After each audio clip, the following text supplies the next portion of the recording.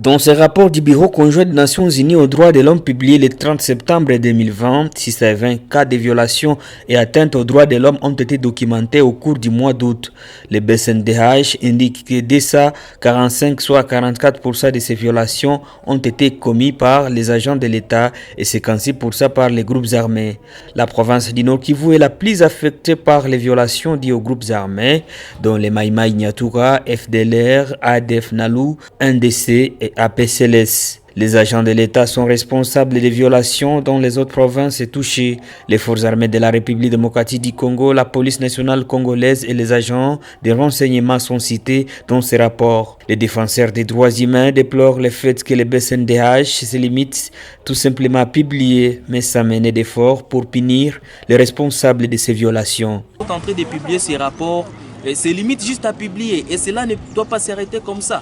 Quand on connaît les personnes qui ont commis des exactions graves, cela doit être puni et cela ne doit pas subir aucune impunité parce que personne n'est au-dessus de la loi, parce que tous nous sommes nés libres et égaux selon la Déclaration universelle des droits de l'homme, et c'est la Déclaration universelle des droits de l'homme qui régit et qui combat l'impunité, car des personnes qui ont fait des exactions doivent être punies et doivent dommager les victimes.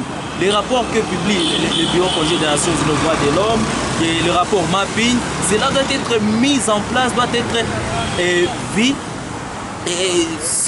sur les terrains en punissant les personnes qui ont commis des crimes graves. Les femmes, souvent victimes de violences sexuelles, ne demandent que le rétablissement de la paix dans l'est de la République démocratique du Congo. Viole zenye biko wanatesa watu, wanaviole watu na kupitia hii mauaji yenye biko wanaua watu.